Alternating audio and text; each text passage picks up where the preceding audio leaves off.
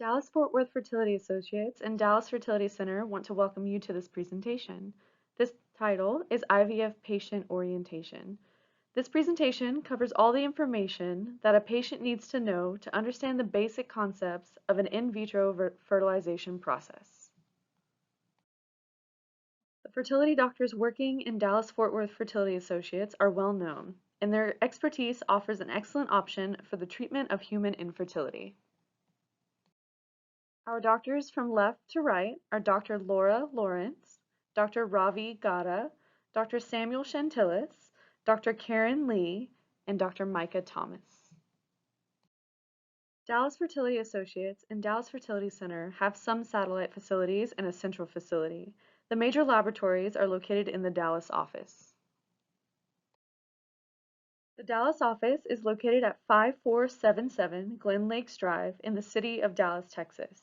The IVF Laboratory is located at this address.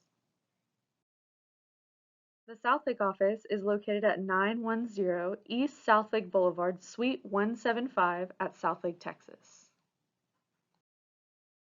The Medical City office is located at 7777 Forest Lane, Suite D1100 at the Women's Hospital Building.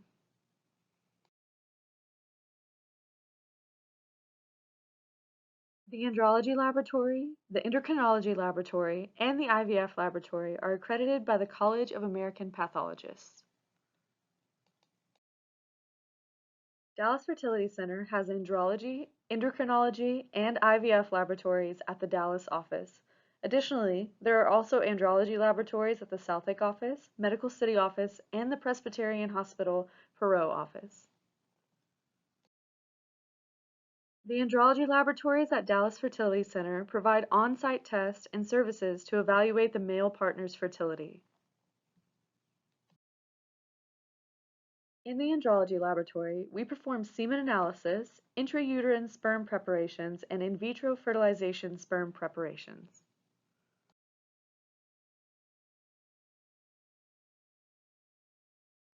The IVF laboratory is one of the most advanced and largest laboratories in North Texas. This state-of-the-art IVF laboratory was opened in July 2010. The Endocrinology Laboratory conducts various assays for the study of the human reproduction function. The Reproductive Endocrinology Laboratory uses the blood testing results to monitor patient response to ovarian stimulation, identify the optimal time for egg retrieval, and confirm pregnancy after the embryo transfer. The laboratory personnel at Dallas Fertility Center are experts with decades of experience in assisted reproduction technology.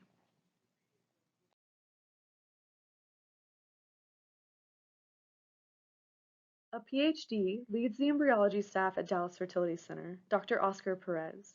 The laboratory staff includes 3 senior embryologists, Hannah Lee, the laboratory supervisor, Gabriella Navarrete, and Brianna Tilley. It also includes embryologists with at least 3 years of experience, Lucille Little, Linda Lay, and Jessica Kozlowski, 2 junior embryologists, Suzanne Walters and Jack Ludwig, and 1 endocrinology technician, Ashkan Jabeli. At Dallas Fertility Center, we have a state-of-the-art IVF laboratory. Our IVF laboratory has an automatic emergency generator backup in the event of emergency failure. All the laboratory equipment is connected to this generator. This generator is located on the north side of the building. It is a diesel-powered generator on standby, ready to provide power when the electricity is no longer available. The generator is capable of powering the laboratory and allowing all regular laboratory operations to continue. Air quality is critical to embryo development and the overall success of an IVF treatment. Dallas Fertility Center has a highly efficient air filtration system.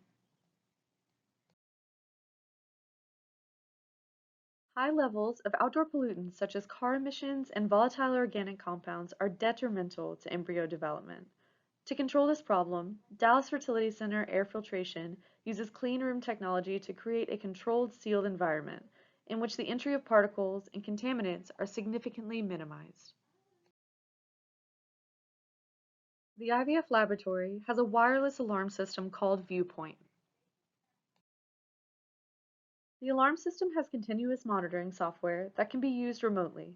All the laboratory equipment is attached to this wireless system. The sensors are sending alerts to embryologists when readings are outside the programmed acceptable range. Embryologists receive alerts on their cell phones.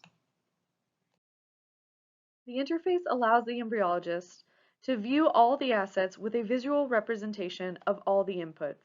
The monitoring system achieves and maintains compliance with the U.S. federal agencies such as the FDA, CAP, and CLIA. Dallas Fertility Center uses a security wireless biometric system. The Biometric Security Program is an electronic witnessing system used in the andrology and IVF laboratory. This system improves traceability and quality control and reduces laboratory-based risk by decreasing the chances of human error in all the steps of laboratory IVF procedures. The Biometric Security System uses barcodes and scanners in all laboratory processes. Scanning sample barcodes ensures the matching of eggs, sperm, and embryos. Dallas Fertility Center uses modern and high-quality laboratory equipment. All laboratory equipment containing embryos, frozen embryos, and culture medium is attached to the Viewpoint alarm system. This is an example of an IVF chamber in our IVF workstations. This is an example of an incubator. This equipment controls the embryo environment, providing the best conditions for the expression of the best embryo development using in vitro conditions. We have different types of incubators, such as this benchtop incubator. The IVF laboratory has 2 embryo micromanipulator system stations. This is one of our IVF chambers. The IVF laboratory has an ultra-clean hood for dish media preparation. The embryoscope is an incubator that uses time-lapse technology. This pioneering technique allows embryo cell division to be recorded and viewed on a monitor in real time. The Titan is an adjustable modern piece of equipment. The newest IVF chamber. Laboratory procedures. IVF Sperm Preparation Procedure. The patient's sperm is analyzed and processed. In this video, you can see a normal sperm sample following the World Health Organization 5th edition. Depending on the patient's sample and history, we will do IVF or ICSI as appropriate. The andrologist processes the sperm sample on the day of the egg retrieval. We use the biometric system to ensure the integrity of the sperm sample during the different steps of preparation. The andrologist is working with one sample at a time. The patient sample is washed to guarantee the best final sperm preparation.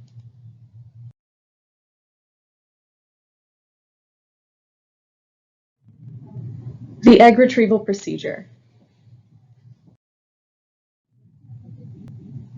The embryologist prepares the patient culture dishes. The objective is to equilibrate the culture dishes for temperature, oxygen, and carbon dioxide overnight before the procedure.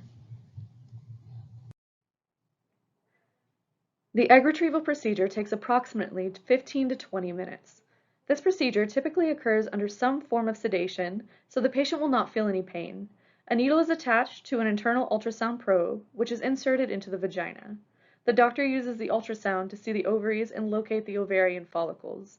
The needle punctures each follicle, and gentle suction is applied to remove the egg and fluid within the follicle. The content is collected using a vacuum system into small tubes. There are 2 types of insemination techniques in the IVF laboratory: conventional insemination and ICSI. Conventional insemination consists of adding the sperm to the eggs in the insemination dish. The ICSI technique is going to be explained in the following content. The ICSI insemination technique is applied when the male sperm values are below normal. We are performing this insemination technique 2 to 4 hours after the egg retrieval. Dallas Fertility Center IVF Laboratory has micromanipulators to perform sperm injection into the egg. We use small tools attached to motorized needles. The ICSI technique consists of the injection of one sperm cell into the mature egg. The egg is held with a holding needle and the sperm is placed into the injection needle. The injection needle is going to penetrate the egg and break the membrane. The sperm cell is then placed inside the egg. On day 1, we perform the fertilization evaluation. The objective is to know how many of these eggs were fertilized and become embryos.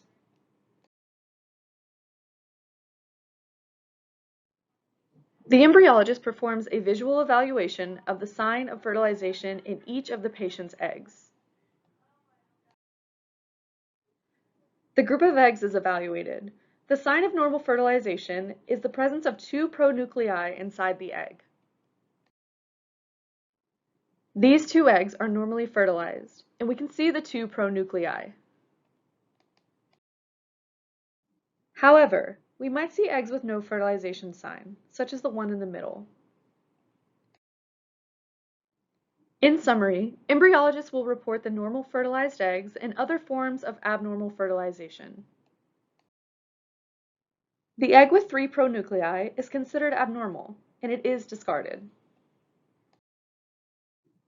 The egg with 1 pronucleus is abnormal, and it is discarded. Embryologists might see immature and degenerated eggs. These eggs are discarded by laboratory protocol. The subsequent embryo evaluation is performed on day 3 of the embryo development. Embryologists are performing the day 3 embryo evaluation, checking and grading each embryo in the Petri dish. We grade all the cleaved embryos. After the evaluation, embryos are placed in a new fresh culture dish. We expect the normal embryos to be between 6 to 8 cells. The laboratory grading system evaluates the number of cells, the symmetry of cells, and the fragmentation between cells. The embryos on day 3 will be classified as good, average, or poor quality. The poor quality day 3 embryos can consist of low number of cells, high fragmentation rate, or asymmetric cell division. The subsequent evaluation is performed on day 5 of the embryo development. The goal of the day 5 embryo evaluation is to identify good quality embryos. Depending on the cycle order, we can freeze, transfer, or biopsy embryos.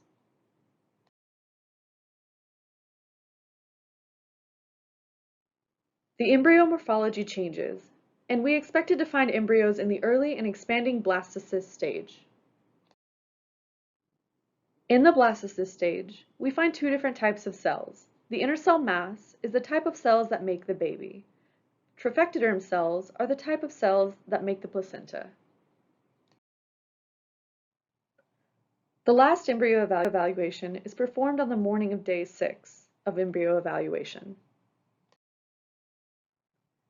The blastocysts are expanding with more defined areas. Viable blastocysts will be considered for freezing or biopsied for genetic testing. Hatching blastocysts are frequent to find on day 6. Hatched blastocysts on day 6 of the embryo development. The grading system classifies the blastocysts into 2 categories, viable or non-viable.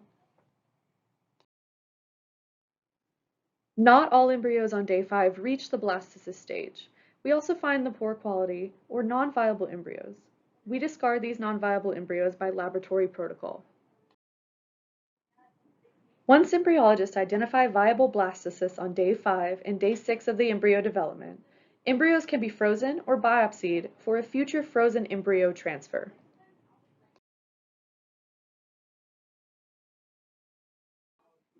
We freeze eggs or blastocysts using a technology called vitrification.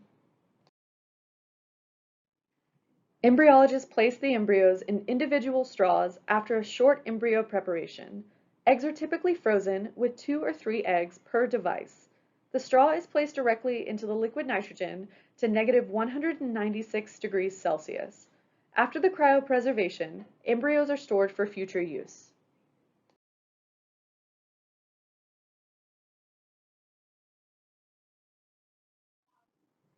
Frozen blastocysts and frozen eggs are stored in dewars. Frozen embryo transfer is an alternative IVF procedure for thawing and transferring stored frozen embryos. Embryologists find the stored embryos and select one of them for thawing. The embryo is thawed using specific thaw solutions. The thaw technique consists of removing the straw from the liquid nitrogen. The embryo is placed in different thaw solutions for its complete recovery.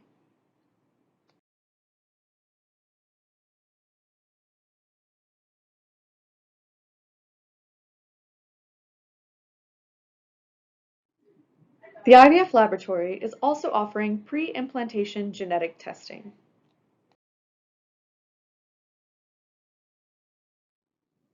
The objective of this technique is to identify genetically healthy embryos. It is a simple technique that the embryologist performs using a laser technique to separate 5 cells from the cells that will form the placenta. The technique is considered safe, and the technicians separate the cells using laser technology in a fast and secure way. The resulted cells are placed in a small PCR tube. The laboratory personnel sends the biopsied cells to a genetic laboratory for testing. The final step of the IVF cycle is the pregnancy outcome. The embryo implants on the wall of the uterus.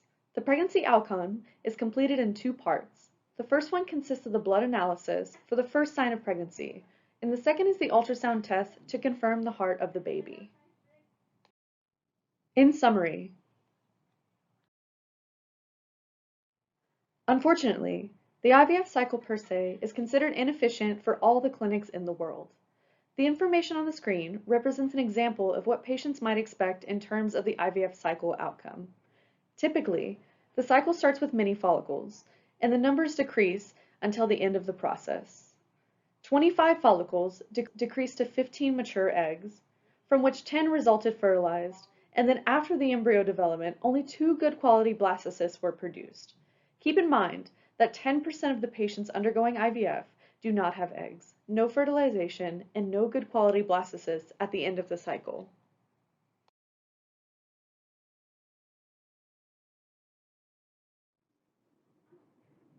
Thanks for watching this Dallas Fertility Center educational video.